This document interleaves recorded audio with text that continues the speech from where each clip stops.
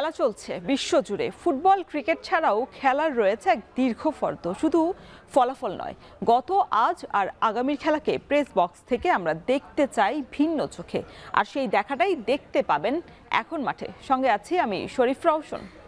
চলে এসেছে সেই মাহেন্দ্র খন যেটি এশিয়ান কাপের মূল পর্বে মাঠে নেমে ইতিহাস গড়ার দ্বারপ্রান্তে রয়েছে বাংলাদেশের নারী ফুটবলাররা নামার আগে গতকাল প্রেস কনফারেন্সে বেশ হাস্যোজ্জ্বল এক পিটার বাটলারকে আমরা দেখতে পেরেছি। তবে প্রস্তুতি ঠিক কতটা নিতে পেরেছে এই মূল পর্বের আগে তা নিয়ে আজ আলোচনার জন্য আমাদের সাথে উপস্থিত রয়েছেন বাংলাদেশ জাতীয় ফুটবল দলের অধিনায়ক, সাবেক অধিনায়ক জাহিদ হাসান এমিলি। আপনাকে স্বাগত জানাচ্ছি।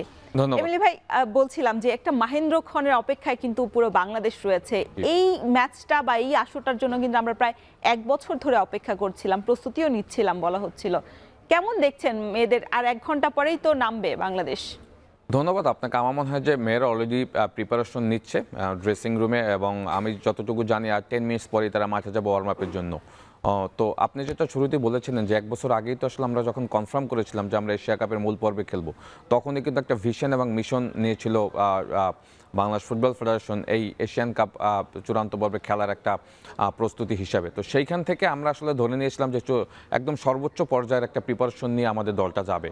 বাট যদি ওভারঅল আপনি যদি সেখানে দেখেন, গতকালকে কিন্তু পিটার বাটলারের যে প্রেস কনফারেন্স ছিল সেখানে কিন্তু সে একদম স্পষ্টভাবে বলেছে যে গুলিস্তান টু অস্ট্রেলিয়া যে প্র্যাকটিস সেশন হয়েছে সেখান থেকে তারা এখন অস্ট্রেলিয়াতে রয়েছে। আজকে তারা সেই মাহেন্দ্র খন আসলে আক্ষেপ করে বলেছিলেন নাকি মজার ছলে বলেছিলেন? মজাও আছে, এখানে আক্ষেপও আছে, সবকিছুই সে বোঝাতে চেয়েছে। এবং নট অনলি পিটার বাটলার, আমারও কিছু আক্ষেপ রয়েছে অ্যাজ এ এক্স ফুটবলার হিসাবে।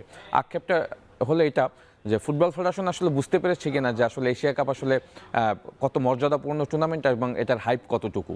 হ্যাঁ, এটা আমার একটা কোশ্চেন। কারণ আপনাকে আসলে বুঝতে হবে যে এশিয়া কাপের সর্বোচ্চ পর্যায়ের আপনি কিন্তু টুর্নামেন্টে খেলছেন। তো সেইখানে প্রিপারেশনটা আসলে আপনার কোন পর্যায়ে নেওয়া উচিত ছিল সেইটা আসলে আপনি নিয়ে কিন্তু আজকে আপনি চায়নার সাথে যে আপনি ম্যাচটা খেলতে যাচ্ছেন সেটা আপনি সেই প্রিপারেশনটা আপনি নিতে পেরেছেন কিনা।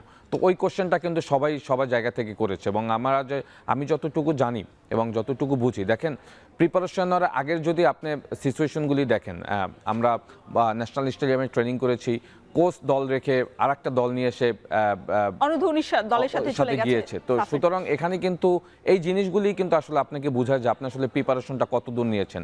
আপনি লাস্ট যে ম্যাচগুলি খেলেছেন কম্পিটিটিভ ম্যাচ, আমাদের হোমে যে ত্রিদেশীয় টুর্নামেন্ট হয়েছিল আজারবাইজান এবং মালয়েশিয়া, তারপর থেকে লং একটা গ্যাপ ছিল। আপনি কম্পিটিটিভ ইন্টারন্যাশনাল ম্যাচ খেলতে পারেন না, ঘরোয়া ফুটবল খেলেছেন বাট কম্পিটিটিভ কিন্তু ম্যাচ খেলতে পারেন না। লাইক ইন্দোনেশিয়া বা মালয়েশিয়া বা বড় বড় দলগুলির সাথে আমরা যে ফ্রেন্ডলি ম্যাচগুলি খেলার কথা ছিল, আমাদের প্রিপারেশন ম্যাচগুলি, সেগুলি কিন্তু আপনি খেলতে পারেননি। তো সুতরাং আমি বলবো যে প্রিপারেশনে একটা বড় ঘাটতি ছিল, যার কারণে কিন্তু পিটার বাটলারের প্রেস কনফারেন্সে সে তার মনের কথাগুলি বলে দিয়েছে। তারপরও এই জায়গাগুলিকে আমি এক সাইডে রেখে আজকে যেহেতু বাংলাদেশি মেয়েরা খেলতে যাচ্ছে এবং মেয়েরা they know how to handle this kind of situation. হ্যাঁ, তারা তো আসলে ব্যাক টু ব্যাক 2টা সাফ চ্যাম্পিয়ন হয়েছে। তাদের এই পর্যায়ে খেলতে আসার পিছনে যে গল্পগুলি সব আমরা সবাই জানি। হ্যাঁ, এটা খুব ইজি ছিল না। সুতরাং সেই জায়গা থেকে আমি বলবো যে আজকে ম্যাচটা তাদেরকে আমরা কোনো রকম প্রেশার ক্রিয়েট না করি, তারা যেন তাদের মতো করে ম্যাচটা এনজয় করে এবং they know how to realise যে আসলে এই ম্যাচটাকে কীভাবে খেলতে হবে। হ্যাঁ, তো সেই জায়গা থেকে আমি বলবো যে তাদেরকে তাদের মতো করে ম্যাচটা এনজয় করতে দিই। কোচিং স্টাফ যারা রয়েছে তাদের যে গেম প্ল্যানিং রয়েছে সেইটা যেন মাঠে তারা ফ্রিকোয়েন্টলি এক্সিকিউট করতে পারে, সেই ব্যাপারে আমরা যেন তাদেরকে সহযোগিতা করি। এবং আপনি জানেন অপোনেন্ট যেহেতু আমরা জানি খুবই স্ট্রং টিম, চায়না সব থেকে বেশি চ্যাম্পিয়ন দল চায়না, এবং র্যাঙ্কিংও যদি দেখেন আমাদের থেকে যোজন উপরে রয়েছে। তো সেইখান থেকে ম্যাচটা খুব টাফ ম্যাচ হবে। বাট আমি চাই এবং আমরা চাইবো ম্যাচটা মেয়েরা প্রেশার ছাড়া ম্যাচটা খেলুক। তো সেইখানে হয়তো আমার কাছে মনে হয় যে সেইটা হয়তো মেয়েদের জন্য বড় একটা পাওয়া হবে। এমিলি ভাই, কতটুকু প্রেশার ছাড়া খেলতে পারবে বাংলাদেশ নারী ফুটবল দল? নিশ্চয়ই 2টা বাজে আসলে আমরা দেখতে পাবো। তবে আমরা একটু দেখতে চাই বাংলাদেশের প্রতিপক্ষ প্রথম ম্যাচে যে চীন আছে তাদের আসলে এই এশিয়ান কাপে কেমন রেকর্ড করেছে। গেল 9 বার কিন্তু তারা সর্বোচ্চ সংখ্যক রেকর্ড চ্যাম্পিয়ন রয়েছে চীন। আমরা একটু দেখতে চাই যে আসলে চায়নার কি অবস্থা। এখন অংশগ্রহণ করেছেন 15 বার সর্বোচ্চ, এবং ফিফা র্যাঙ্কিংয়ে কিন্তু 17 পজিশনে রয়েছে, যেটা বাংলাদেশের সাথে 95 ধাপের তারতম্য রয়েছে। চ্যাম্পিয়ন 9বার বর্তমান চ্যাম্পিয়ন তারা, এবং রানার্স আপ 2বার, থার্ড প্লেসেও তারা কিন্তু 4বার রয়েছে। ফাইনাল প্রতিপক্ষ যারা ছিলেন সবশেষ 2022 সালে দক্ষিণ কোরিয়া, 2006 অস্ট্রেলিয়া এবং চাইনিজ তাইপে 1999 সালে ছিল প্রতিপক্ষ, এবং ভালো একটা হাড্ডাহাড্ডি লড়াইয়ের মধ্যে এবং এখানে যদি আপনি দেখেন তারা কিন্তু ডিফেন্ডিং চ্যাম্পিয়ন, আমি যদি ভুল না করে থাকি, লেখা আছে বর্তমান চ্যাম্পিয়ন তারা। তো এইটাই তো আসলে বলে দেয়, মানে আপনার যে স্ট্রাক দেখা যাচ্ছে এখানেই তো বোঝা যায় যে বাংলাদেশের সাথে তাদের ডিফেন্সটা কতটুক, এবং আপনি যেটা বলেছেন যে মাঠের পারফরমেন্স আসলে বাংলাদেশ কতটুকু কি করতে পারবে, সেই জায়গা যদি আপনি হিসাব করে বলেন, আমার কাছে মনে হয় যে দেখেন অনেক সময় ম্যাচ ডেতে র্যাঙ্কিং তেমন কোনো কিছু ভেরি করে না। আপনার স্টার যদি দেখেন, আপনি বলেছেন যে 95 ধাপ এগিয়ে রয়েছে আপনার র্যাঙ্কিংয়ে চায়না, বাট এবং ডিফেন্ডিং চ্যাম্পিয়ন, এবং লাস্ট যারা তারা যদি 5টা ম্যাচের আপনি স্ট্রাইক দেখেন, সেখানে ইংল্যান্ডের সাথে তারা খেলেছে, স্কটল্যান্ডের সাথে তারা খেলেছে, তারা ভিয়েতনামের সাথে খেলেছে, অস্ট্রেলিয়ার সাথেও খেলেছে, অস্ট্রেলিয়ার সাথে খেলেছে, জাপানের সাথেও খেলেছে, ভালো ভালো দলের সাথে প্রতিপক্ষ খেলেছে, এবং তাদের কিন্তু সেখানে রেজাল্টও ভালো। হ্যাঁ, তো সেইখান থেকে আমি বলবো যে চায়না অবভিয়াসলি এই টুর্নামেন্টে তারা চ্যাম্পিয়ন হতে এসেছে। হ্যাঁ, তো সেখানে বাংলাদেশ এশিয়ার 47টা দেশের ভিতরে 12টা দলের ভিতরে একটা দল হিসেবে এখানে খেলতে গিয়েছে। এইটাই তো আমার কাছে মনে হয় যে সবথেকে বড় প্রাউডের জায়গা, যদি সত্যি কথা বলি। হ্যাঁ, এখানে বাংলাদেশের মেয়েরা রেজাল্ট কী করবে, বাংলাদেশের মেয়েদের প্রিপারেশন কী হচ্ছে, সেটা তো আমরা এক সাইডে রেখে দিয়েছি, বাট আমার কাছে মনে হয় যে বাংলাদেশের মেয়েরা যে এই পর্যায়ে নিয়ে গিয়েছে, সেইটাই আমি মনে করি যে অনেক বিশাল একটা ব্যাপার। বাট এইটাকে আপনাকে কীভাবে ইউটিলাইজ করা যায়, এই ধরনের আসরে, এই ধরনের টুর্নামেন্টে আপনি কীভাবে মেন্টাল স্ট্রেংথের পরিচয় দিতে পারেন, সেইগুলি নিয়ে আপনি ফিউচারে কী করবেন, বিগত দিনে আমরা যেগুলি করতে পারি নাই সেগুলি ইন ফিউচার আমরা যে মিস্টেকগুলি না করি অফ দ্য ফিল্ডে, সেগুলি নিয়ে আমার মনে হয় যে আমাদের বিবেচনা করা উচিত। এমিলি ভাই, গতকাল আমরা ফাহাদ করিম ভাইয়ের সাথে কথা বলছিলাম, যিনি সহসভাপতি আছেন।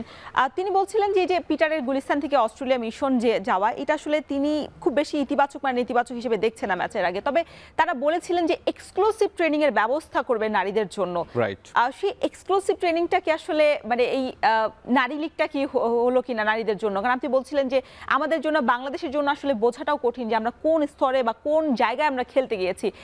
পিটারও আক্ষেপ করে বলেছিলেন বাংলাদেশ ছাড়ার আগে যে এখানে অনেকেই বোঝেন না, ফুটবলটা বোঝেন না।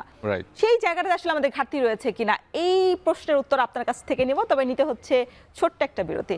দর্শক, নিচ্ছি ছোট্ট একটা বিরতি, ফিরছি একটু পরে।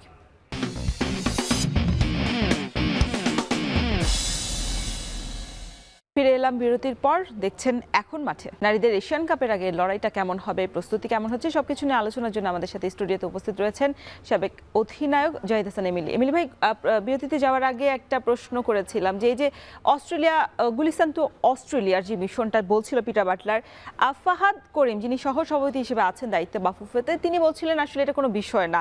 হ্যাঁ, তিনি আরও দেখছেন যে গুলিস্তানের আগে কোন জায়গা থেকে মেয়েরা উঠে এসেছে, কোন তৃণমূল পর্যায় থেকে, সেটাকে প্রাধান্য দিতে গিয়ে আসলে মানে যারা ফুটবল কর্তা আছেন, দায়িত্বে আছেন, তারাই কি আসলে মানে আমরা কোথায় গিয়েছি, কোন জায়গাটাতে খেলা এবং কোন পজিশনে কিভাবে খেলতে হয়, সেটা কি আসলে আমাদের মানে বোধগম্য কিনা?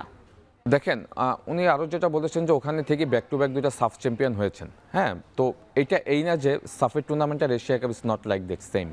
হ্যাঁ, এবং আপনি তো সবসময় একই জায়গায় থাকতে পারবেন না, আপনাকে তো আপনার জায়গা তো চেঞ্জ করতে হবে। এবং আপনি যদি ওই জায়গা থেকে চিন্তা করেন আপনি ওয়ার্ল্ড কাপ খেলবেন, ওয়ার্ল্ড কাপ চ্যাম্পিয়ন হবেন বা এশিয়ান কাপের মূল পর্বে থেকে ভালো রেজাল্ট করবে, ইটস নট লাইক দ্যাট। হ্যাঁ, আপনার অন্যান্য দলগুলি কি করছে সেটাও আপনি দেখতে হবে। সাফের টুর্নামেন্ট আর এশিয়া কাপের মূল পর্বে খেলা ইটস নট লাইক সেম।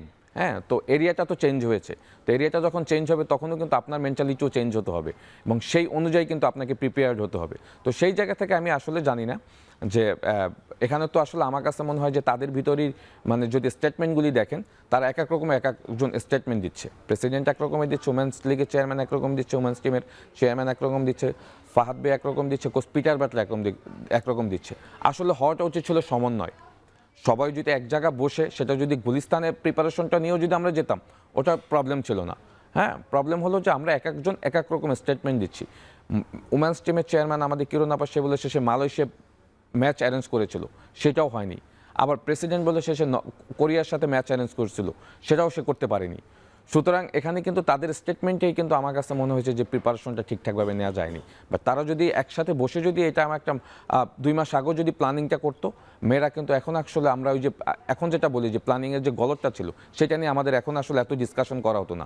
আমরা শুধু ম্যাচ নিয়ে কথা বলতে পারতাম। আজকে স্পেসিফিক যে চায়নার সাথে আমরা কীভাবে খেলবো, কোন ফরমেশনেও খেলবো, কীভাবে খেললে আমরা রেজাল্ট ভালো করতে পারবো, আমরা উজবেকিস্তানের সাথে কীভাবে খেলবো, নর্থ কোরিয়ার সাথে কীভাবে খেলবো, এইগুলি নিয়ে আমরা ডিসকাশন করতে পারতাম।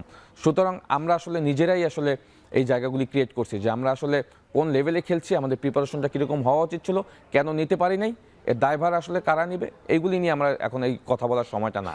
আচ্ছা, যেহেতু কিছুক্ষণ পর ম্যাচ, নিশ্চয়ই পিটার বাটলারও একটা কৌশল বা একটা ছক আসলে কষে ফেলেছে।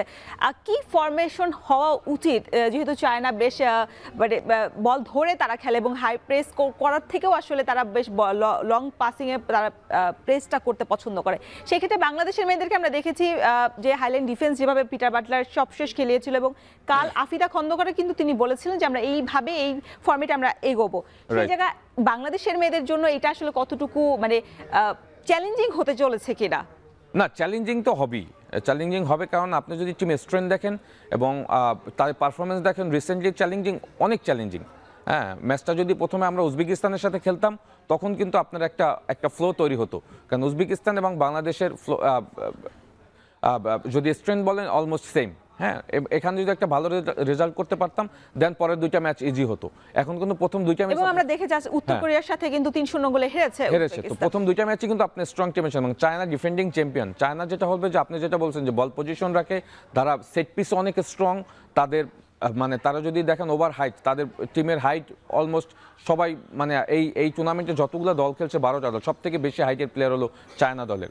তাদের physically they are very strong, এবং আমার কাছে মনে হয় যে বল পজিশন রাখা, অপোনেন্টকে প্রেসিং করা, অপোনেন্টের উপরে ম্যাচ রিড করে খেলাটাকে এভাবে কন্ট্রোল করা, চায়না সেটা খুব ভালোভাবেই জানে। বাট এইখানে ডিপেন্ড করে আসলে আমরা কোন ফরমেশনে খেলবো, আমাদের কৌশলটা কি হবে।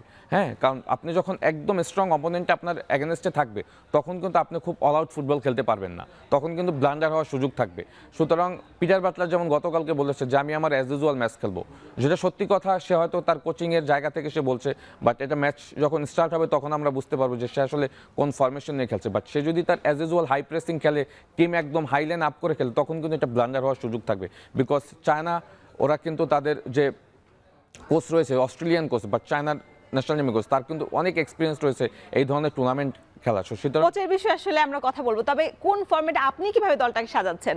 কারণ আমাদের হাতে অনেক প্লেয়ার রয়েছে, ফরওয়ার্ড বা মিডফিল্ডার, কারণ মিডফিল্ডটাকে আসলে শক্তিশালী করা এখন এবার মূল লক্ষ্য। খুবই ইম্পর্টেন্ট কথা আপনি যেটা বলছেন, মিডফিল্ড থেকে যদি আপনি ব্লক তৈরি করতে পারেন, আপনি তখন কিন্তু আপনার ডিফেন্সের উপর প্রেশারটা কম আসবে।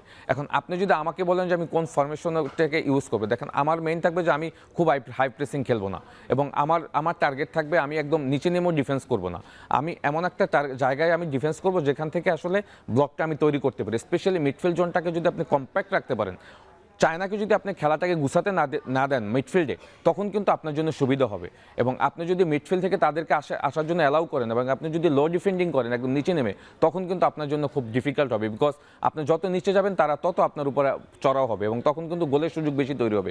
সুতরাং আমি চাইবো যদি আপনি 4 ডিফেন্স নিয়েও খেলেন, 5 জন মিডফিল্ডার রাখেন, হ্যাঁ, উপরে শুধু একজন রাখেন, হ্যাঁ, এবং ওই যে একজন থাকবে সেও আসলে মিডফিল্ডে এসে একটা ব্লক তৈরি করুক। হ্যাঁ, আমরা যদি 5 মিডফিল্ডার নিয়ে খেলি তখন কিন্তু কি হবে, অপোনেন্ট একটা ক্রাউড তৈরি হবে, অপোনেন্টের প্লেয়ার থাকবে, আমাদেরও প্লেয়ার থাকবে, স্পেস কিন্তু ওই জায়গাগুলি খুব কম হবে।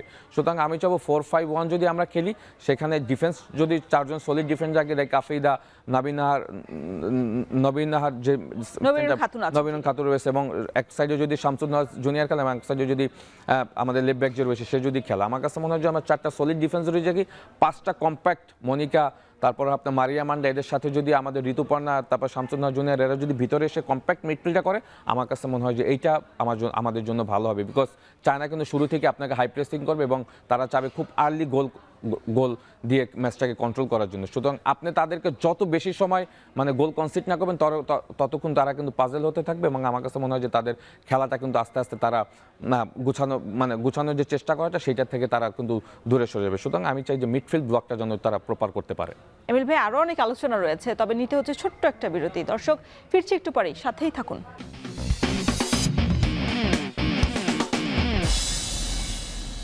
আবারও স্বাগত এখন মাঠে। এমিল ভাই, এখনো আধা ঘন্টা সময় রয়েছে, তবে এখন স্কোয়াডটা আমরা হাতে পাইনি, হাতে পেলে নিশ্চয়ই আমরা আরো বিস্তারিত আলোচনা করতে পারবো। তবে আমরা দেখেছি যে সবশেষ ম্যাচে বাংলাদেশের ত্রিদেশীয় সিরিজ হয়েছে, এর আগে থাইল্যান্ডের বিপক্ষে বাংলাদেশ ম্যাচ খেলেছে। আমরা দেখেছি শুধু গোলের সংখ্যাটাই বাংলাদেশ, গোল হজমের যে বিষয়টা সেখানে বাংলাদেশ এগিয়ে রয়েছে, গোল দেওয়ার যে বিষয়টা সেখানে নেই। সেক্ষেত্রে আমরা বুঝতেই পারছি যে একটা ফিনিশারের অভাব রয়েছে বাংলাদেশের এই স্কোয়াডে। সেক্ষেত্রে আসলে কোন জায়গাটা থেকে মোক্ষম একজন আপনি ফিনিশার বাছাই করবেন, যদি এই দল থেকে বলি যে কে আপনার চোখে ফিনিশার হবে? ব্যাপারটা হলো ফিনিশিং তখন হবে যখন আপনি অনেক চান্স ক্রিয়েট করতে পারবেন। হ্যাঁ, প্রথম 2টা ম্যাচে আপনি অনেক সুযোগ তৈরি করতে পারবেন অনেস্টলি। হ্যাঁ, নর্থ কোরিয়া এবং আপনি যদি চায়নার কথা বলেন, হ্যাঁ, এবং আপনি যদি প্রিভিয়াস ম্যাচগুলি দেখেন যে কথা বলেছেন থাইল্যান্ড এবং আমরা এখানে হোমে যে ম্যাচগুলি খেলেছি মালয়েশিয়া এবং আজারবাইজানের সাথে, সেখানেও কিন্তু আমরা তেমন কোনো সুযোগ তৈরি করতে পারিনি। আজারবাইজানের সাথে 2-1 হেরেছি, মালয়েশিয়ার সাথে 1-0 হেরেছি। হ্যাঁ, মেইন ব্যাপার হলো যে আপনি যদি সুযোগ তৈরি করতে পারেন তখন কিন্তু আপনার দলে গোল স্কোরার অনেক আছে। হ্যাঁ, মারিয়া মান্ডা গোল করতে পারে, মনিকা চাকমা গোল করতে পারে, ঋতুপর্ণা গোল করতে পারে, এবং আপনি যদি স্পেসিফিকভাবে নাম্বার 9 পজিশনে বলেন সেখানে কিন্তু আপনার প্রীতি আছে এবং সাগরিকা আছে, তারাও কিন্তু গোল করতে পারে। সুতরাং মেইন ব্যাপার হলো যে কোন ধরনের কোন ম্যাচে আসলে আপনি সুযোগ তৈরি করবেন এবং আপনার ফরমেশনে আসলে ওই জায়গাগুলিতে আসলে আপনি স্ট্রাইকার 2জন খেলবেন, 1জন খেলবে। হ্যাঁ, ইটস ডিপেন্ড অন আসলে আপনার অপোনেন্টকে এবং আপনি কতগুলো সুযোগ তৈরি করলেন। বাট আপনার দলে কিন্তু গোল করার প্লেয়ার অনেক আছে। আপনি যদি সাব কন্টিনেন্টালে যে খেলাগুলি হয় সেখানে আমরা 4 গোল, 5 গোল, 6 গোল করে দেই। কেন দেই? বিকজ আমরা অনেক সুযোগ তৈরি করি। বাট এই ধরনের টুর্নামেন্টে কিন্তু আপনি অনেক সুযোগ তৈরি করতে পারবেন এবং যে সুযোগগুলো আসবে সেখানে হয়তো আপনার বেস্ট পসিবল যে স্ট্রাইকার রয়েছে তারাই হয়তো এখানে স্টার্ট করবে। এবং কোচ পিটার বাটলার জানে আসলে তার দলে আসলে গোল স্কোরিং অ্যাবিলিটিতে কারা ভালো। ঋতুপর্ণা চাকমা গোল করতে পারে। আপনি যদি দেখেন লাস্ট ম্যাচ যেটা আজারবাইজানের সাথে আমরা খেলে গেছি, মারিয়া দুর্দান্ত একটা গোল করেছিল, আপনি যদি মনে থাকে। সুতরাং মিডফিল্ড থেকেও কিন্তু অনেকে গোল করতে পারে। বাট স্পেসিফিকভাবে আমার কাছে মনে হয় ম্যাচ বাই ম্যাচে আসলে ডিপেন্ড করে যে আপনি আসলে কাকে কোন পজিশনে ইউজ করবেন। এমনি ভাই, ম্যাচের থেকে ম্যাচের যে ভেন্যুটা সেটা আমাদের কাছে অনেক গুরুত্বপূর্ণ। আমরা নারী লীগ শেষ করেছি, একটা টার্ফে আমরা নারী লীগ খেলে প্রায় 1 মাসের মতো এখানে প্রস্তুতি নিয়েছি। তারপর জাতীয় স্টেডিয়ামে 4 থেকে 5 দিন প্রস্তুতির পর আমরা অস্ট্রেলিয়ায় গিয়েছি। আমরা জানতাম যে অস্ট্রেলিয়ার মাটিতে ঘাসের মাঠে আমরা খেলবো, সেই জায়গাকে আমরা জাতীয় স্টেডিয়ামে খেলার সুযোগ আরো বাড়ানোর উপায় ছিল কিনা। গতকাল কিন্তু আপনি প্রেস কনফারেন্সটা যদি দেখেন, আফিদা খন্দকার বলছিলেন যে আমাদের যদি ভালো ভেন্যু বা ভালো অবকাঠামো দেওয়ার সুযোগ থাকে তাহলে আমরাও আরো বেশি ভালো ফলাফল দিতে পারবো বাংলাদেশকে। এই যে একটা আফসোসের জায়গা, আক্ষেপের জায়গা, সেই জায়গা আসলে আপনারাও তো নিশ্চয়ই সেই জায়গাটাতে ছিল। এই এশিয়ান কাপের আগে বলছিলাম যে জাতীয় স্টেডিয়ামটা কি শুধুই তাহলে পুরুষ ফুটবলের জন্য বরাদ্দ রয়েছে কিনা ফুটবল ফেডারেশনের পক্ষ থেকে? না, এটা তো ক্যাপ্টেন যে আফ্রিদা যে কথাটা বলছে ট্রু, এবং এটা আমাদের জন্য একটু হলো বিব্রতকর। সত্যি কথা, আমরা আসলে তাদেরকে কি দিয়েছি এত বড়। আমি যেটা আপনাকে শুরুতেই বলেছি যে এই টুর্নামেন্টটা হাইপ যে তুলনা হওয়ার কথা ছিল সেই তুলনায় কিন্তু সেই হাইপ ক্রিয়েট হয়েছে। এই হাইপটা কিন্তু ক্রিয়েট করতে পারেনি বাংলাদেশ ফুটবল ফেডারেশন। হ্যাঁ, বাংলাদেশ ফুটবল ফেডারেশন যেভাবে শুরুতে যখন আমরা এশিয়া কাপের মূল পর্বে গিয়েছি ওই সময় যে উত্তেজনাটা ছিল, আমরা এখন যে গিয়েছি সেই হাইপটিকে আছে নাই। এবং প্রিপারেশনের যেটা বলেছেন, আমরা যে 1 মাস 1.5 মাস ধরে লিগ খেলেছি টার্ফে, ওয়াই আমরা টার্ফে কেন খেলবো? খেলা হবে ঘাসে, এবং ওইখানকার যে মাঠের যে সিনারি, আপনি আজকে যখন ম্যাচ শুরু হবে তখন দেখলেই বুঝতে পারবেন ওইটা অলমোস্ট একটা টার্ফের মতোই, বাট সেটা সিনথেটিক না, গ্রাসের মাঠে খেলা হবে এবং বল স্কিট করবে। ওখানে খেলতে হলে আপনাকে ওই ধরনের এনভায়রনমেন্ট এখানে তৈরি করা উচিত ছিল। আমরা যে ন্যাশনাল স্টেডিয়াম, সেটাই আপনি 1 মাস ধরে ওদেরকে যে ট্রেনিং সেশনগুলি সেইখানে ওখানেই করাতেন, বা লিগের ম্যাচগুলি এখানে আয়োজন করতেন। তো সুতরাং প্রিপারেশনের ঘাটতি বেশ কিছু জায়গায় দিয়েই কিন্তু হয়েছে। হ্যাঁ, ইটস নট অনলি 1টা 2টা জায়গায়, প্রত্যেকটা জায়গাতেই কিন্তু আপনার ঘাটতি ছিল। তো সেইখান থেকে আফিদা আসলে সেটাই বলছে যে ফ্যাসিলিটিস ইনশোর না করা পর্যন্ত তো আপনি রেজাল্ট ইনশোর করতে পারবেন না। হ্যাঁ, আপনি যদি ফ্যাসিলিটি হাইয়েস্ট লেভেলে দেন তখন আপনি প্লেয়ারদের কাছ থেকে কিন্তু আপনি একটা রেজাল্ট চেতে পারবেন। হ্যাঁ, এবং মেয়েরা কিন্তু আপনাকে সেটা বারবার দিয়ে আসছে। হ্যাঁ, এই মেয়েরাই তো আপনাকে এশিয়া কাপে নিয়ে গেছে মিয়ানমারের মাটিকে, মিয়ানমারকে হারিয়ে। হ্যাঁ, তো সেই তুলনায় কিন্তু আমরা আসলে তাদেরকে কিছুই দিতে পারিনি। বাট আমি আসলে অ্যাজ এ ব্যক্তিগতভাবে অ্যাজ এ প্লেয়ার হিসেবে আসলে এই জিনিসগুলি বিগত দিনে আমরা যখন খেলেছি আমরাও ফেস করেছি। বাট আজকে যেটা আমি বলবো যে আমরা সব কিছু একদিকে রেখে মেয়েদেরকে সাপোর্টের যে জায়গাটা সেইটার জন্য পজিটিভলি করি। কারণ এন্ড অফ দ্য ডে অনেক কিছু হতে পারে, ম্যাচের রেজাল্ট অনেক রকমের অনেক কিছু হতে পারে, বাট মেয়েদের জানি আমি কোনো রকম দোষারোপ না করি। হ্যাঁ, কারণ তারা যে ফ্যাসিলিটিস পেয়েছে, তারা যে প্র্যাকটিস সেশন পেয়েছে, তারা যে প্রিপারেশন নিয়েছে ওই অনুযায়ী রেজাল্ট হবে। এর বাইরে আপনি কোনো কিছুই করতে পারবেন না, কারণ ফুটবলের সিনারি সারা পৃথিবীতেই কিন্তু এখন চেঞ্জ হচ্ছে। হ্যাঁ, তো সুতরাং তাদেরকে আমাদের ওইভাবে গাইড করা উচিত ছিল। জাহিদ ভাই, আরেকটা কথা বলতে চাই, মাঠে খেলার আগে তো আসলে কোচরা মাইন্ড গেম যে বিষয়টা সেটা খেলে থাকেন। কাল কোচ কিন্তু পিটার বাটলার বলেছিলেন যে এই যে 1 সপ্তাহের বেশি সময় ধরে তারা যে ট্রেনিং করছে অস্ট্রেলিয়া, সেটা এই ম্যাচের জন্য যথেষ্ট। আবার কিছুদিন আগে কিন্তু তিনি বলেছেন যে আমরা আসলে সেইভাবে কাজ করতে পারিনি। একটা এশিয়ান কাপের আগে 1 সপ্তাহের বেশি ট্রেনিং করে এটা কি আসলে যথেষ্ট কিনা, নাকি তিনি মাইন্ড গেম খেলার চেষ্টা করেছেন প্রতিপক্ষের সামনে?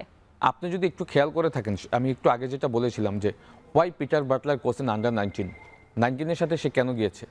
হ্যাঁ আমাদের দেশে কি এখানে বলা হয়েছিল যে অনূর্ধ্ব 20 যেহেতু এফসি এশিয়ান কাপ আছে এপ্রিলে, সেটার প্রস্তুতির জন্য এটা থেকে তো ওইটা ইম্পর্টেন্ট না। তাহলে তো মূল প্রশ্ন আসবে যে কেন বয়স ভিত্তিক এবং জাতীয় দলে একই কোচ রয়েছেন। রাইট, এটা থেকে তো আর ওইটা ইম্পর্টেন্ট না, ওইটার জন্য তো সময় আছে আপনার কাছে। হ্যাঁ, আপনার সামনে যেটা আপনি সেটা নিয়ে আপনি প্রিপারেশন নেবেন, ওইটার জন্য তো আপনি অন্য কোচ দিতে পারতেন। তো আপনি নিজে ওখানে গিয়েছেন এবং আপনি আমি জানি না উনি নিজের থেকে গিয়েছে কিনা বা ফুটবল ফেডারেশন পাঠিয়েছে কিনা। এশিয়া কাপের মূল পর্বে খেলবেন সিনিয়র জাতীয় দল, আপনি এখানে সময়টা আপনার বেশি দেওয়া উচিত ছিল। বরং আপনার এখানে বসে এই দলটাকে কিভাবে আপনি হাইয়েস্ট লেভেলে প্রিপারেশন নিতে পারবেন, আমাদের যে রিসোর্স আছে সেই ভিতর থেকে, সেইটা আপনার ইনশোর করা উচিত ছিল। এখন আসলে প্রেস কনফারেন্সে অনেক রকমের কথা বলবে বা মাইন্ড গেম খেলবে, এটা কোচেরা খেলেই থাকে। But end of the day ম্যাচের সিনারিটা কী হবে সেইটা নিয়ে আমাদের আসলে কথা বলা উচিত। এবং আমরা যেন কোন সিস্টেম অফ প্লেতে আমরা খেলবো সেইটা যদি আমরা ভালো ইনশোর করতে পারি অন দ্য ফিল্ড, সেইটা হবে আমাদের জন্য কার্যকারিতা। হ্যাঁ, কথা দিয়ে কিন্তু আসলে আপনি কাউকে হারাতে পারবেন না, আর কথা দিয়ে আপনি আসলে কোনো কিছু ডমিনেটও করতে পারবেন না। ডমিনেট করতে পারবেন অন দ্য ফিল্ড। কি প্রিপারেশন নিয়েছে সেটা কিন্তু এখন আর কেউ দেখবে না, এখন দেখবে আপনার মাঠে পারফরমেন্স কী করছেন। একটু পর আপনার ম্যাচ শুরু হবে, সেইটা নিয়ে আপনার কনসার্ন হওয়া উচিত। হ্যাঁ, রূপনাথ চাকমা গোলকিপার খেলবে, তার পারফরমেন্স কী হবে, ডিফেন্সিভ লাইন ব্লকটা শেপটা ঠিক আছে কিনা সেইটা দেখবে মানুষ। হ্যাঁ, আপনি মিডফিল্ড থেকে ঠিকভাবে ব্লক করতে পারছেন কিনা, অ্যাটাকিংয়ে আপনি ফিনিশিংটা ঠিক আছে কিনা, সেইগুলি কিন্তু মানুষ এখন আলোচনা পর্যালোচনা করবে। এখন আপনার ওই গতকালকে প্রেস কনফারেন্সে কী বলেছেন আমরা প্রিপারেশনকে নিয়েছি, এগুলি কিন্তু এখন আর থাকবে না। সুতরাং আমি চাইবো যে মেয়েরা তাদের মতো করে ম্যাচটা এনজয় করুক। এবং আরও দুইটা ম্যাচ আছে, একটা ম্যাচেই যেন আমাদের এমন কিছু না হয় যে পরে দুইটা ম্যাচ খেলতে গিয়ে আমরা মেন্টালি আমরা ড্রিমোলাইজ থাকি বা ইনজুরিতে পড়ে যাওয়ার কারণ আমাদের ফিজিও নিয়ে অনেক সমস্যা আছে। আমরা যেন মেয়েদেরকে এনকারেজ করি, আমরা মেয়েরা আমাদেরকে আমি ওভারশিওর যে এই মেয়েরা আমাদেরকে একসময় অনেক উপরে নিয়ে যাবে যদি তাদেরকে আপনি ওইভাবে গাইড করতে পারেন। নিশ্চয়ই এমিল ভাই আরো অনেক কথা হবে, তবে নিতে হচ্ছে ছোট্ট একটা বিরতি। দর্শক ফিরছে একটু পরেই, সাথেই থাকুন।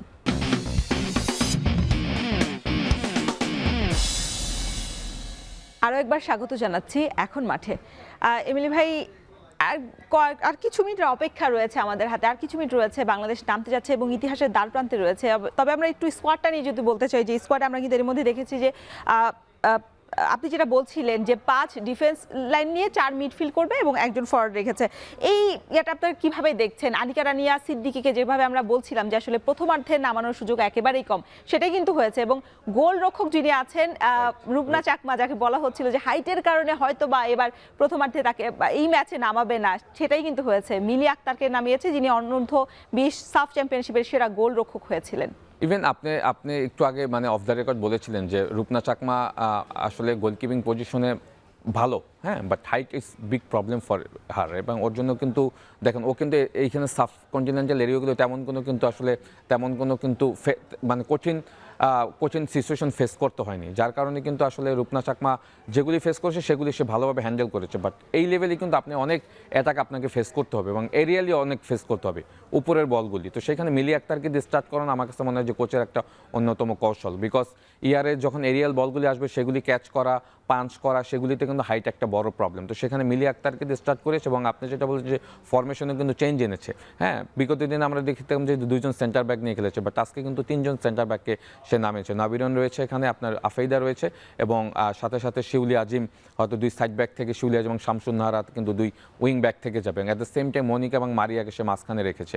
হ্যাঁ, so midfield compact, defence compact যখন থাকবে তখন কিন্তু অপোনেন্টের জন্য কিন্তু টাফ হবে আপনার অ্যাটাক সাজানো। এবং সেইটাই কিন্তু সে ওই ডিফেন্সিভ ব্লকগুলি কিন্তু ফুলফিল রাখার জন্য কিন্তু সে 5 ডিফেন্স করেছে, 4টা মিডফিল্ড এবং শামসুন নাহারকে হয়তো জুনিয়রকে সে অ্যাটাকিংয়ে রেখেছে, একজন স্ট্রাইকার নিয়ে খেলছে এবং ওই একজন স্ট্রাইকারও কিন্তু অনেক সময় অনেক ভূমিকা থাকে। অনেক সময় ঋতুপর্ণাও কিন্তু এই কাজটা করে থাকে সাইড থেকে উঠে এসে। রাইট, হ্যাঁ, মেইন ব্যাপার হলো যে আপনি উইংগুলি আপনি স্পেস দেন তাদেরকে, বাট ভিতরটা যদি কম্প্যাক্ট রাখেন। চায়না কিন্তু ম্যাক্সিমাম টাইম দেখবেন যে উইং থেকেও আপনার ফ্ল্যাঙ্ক থেকেও কিন্তু তারা ক্রস করে এবং ভিতর থেকেও কিন্তু পেনিট্রেট করার চেষ্টা করে, দুই দিক থেকেই কিন্তু তারা খুব স্ট্রং। সুতরাং আমাদের কিন্তু দুইটা জায়গায় কিন্তু তারা যেভাবে টিমটা সাজিয়েছে সেখানে কিন্তু দুইটা জায়গায় কিন্তু ব্লক হবে।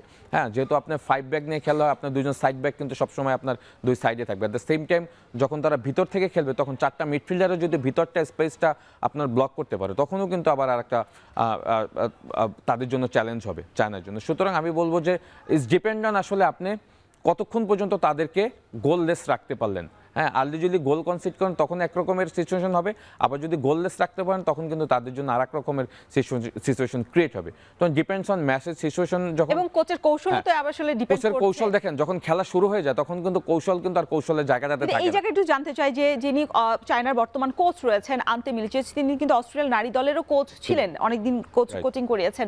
সেই জায়গায় আসলে পিটার বাটলারকে এগিয়ে রাখবেন এই ম্যাচে, নাকি কোচের চায়না ম্যাচের যিনি কোচ আছেন তার কৌশলকে এগিয়ে রাখবেন? দেখেন, ওই কোচও কিন্তু বাংলাদেশ দলকে নিয়ে কিন্তু আসলে অনেক ভাবা দিয়েছেন এবং স্পেসিফিকভাবে কিছু প্লেয়ারের সম্পর্কে সে বলেছেন যে কিছু ট্যালেন্ট প্লেয়ার রয়েছে, তার জায়গা থেকেও কিন্তু সে অনেক কিছু ক্লিয়ার করে গিয়েছে প্রেস কনফারেন্সে। সুতরাং এখানে দুই কোচের তো আসলে দুই রকমের কথা হয়েছে, বাট মেইন ম্যাচটা তো যখন শুরু হবে তখন কিন্তু আসলে কোচদের তেমন কিছু করার থাকে না, শুধু গেম প্ল্যানগুলি প্লেয়ার এক্সিকিউট করে। বাট আমার কাছে মনে হয় যে ওই এক্সিকিউট করাটা কোচরা আসলে কতদূর প্লেয়ারদেরকে শিখিয়ে দিতে পারে সেইটি হলো বিষয়, মেইন ব্যাপার। আর আপনি এক রকমের স্কোয়াড নিয়ে কাজ করছেন, মিলেসেস আর এক রকমের স্কোয়াড নিয়ে কাজ করছে, সুতরাং দুই কোচের কিন্তু স্কোয়াডের স্ট্রেন্থ এক রকমের না। হ্যাঁ, এখানে তো অবশ্যই চায়না কোচ অনেক অ্যাডভান্টেজে রয়েছে। সেইখান থেকে পিটার বাটলারের যেটা হবে যে আমি মনে করি তার মেইন থাকবে যে পিটার কিন্তু এই মুহূর্তে কোনো প্রেশারে নেই, কারণ আমরা জানি চায়না অনেক উপরে স্ট্রং দল, আমরা হারতেই পারি, বাট ডিফারেন্সটা কিরকম হবে তাদেরকে আসলে এই স্কোয়াড নিয়ে আসলে আপনি কেমন মানে গোল সংখ্যা, মানে গোল হজম, নাকি আমরা গোল বেশি দিতে পারবো? দেখেন, আমি এই দিকে যাব না, আমরা যেটাই রেজাল্ট হোক আমি সেইটাকেই আমি সাপোর্ট করবো, বাট আমার মেইন সাপোর্ট থাকবে মেয়েরা যে এই লেভেলে খেলছে তাদেরকে আমরা যেন প্রপার সাপোর্টটা দেই, তারা যেন ম্যাচটা এনজয় করতে পারে, তারা যেন কোনো রকমের প্রেশার ফিল না করে অন দ্য ফিল্ড। হ্যাঁ, তাদেরকে যেন ওই মেন্টাল স্যাটিসফ্যাকশনটা আমরা দিতে পারি বিফোর দ্য ম্যাচ, এবং কোচের যেন ইনস্ট্রাকশনগুলি এমন থাকে যেটা প্লেয়াররা আসলে খুব সহজেই রপ্ত করতে পারবে এবং এক্সিকিউট করতে পারবে মাঠে। জাহিদ ভাই, এত সুন্দর আলোচনার জন্য অসংখ্য ধন্যবাদ, এবং আমরা আশা করি বাংলাদেশ নারী দল একটা ভালো ম্যাচ আমাদেরকে উপহার দেখ। দর্শক, শেষ করছি আজকের এখন মাঠের আয়োজন। এতক্ষণ সঙ্গে থাকার জন্য সবাইকে ধন্যবাদ।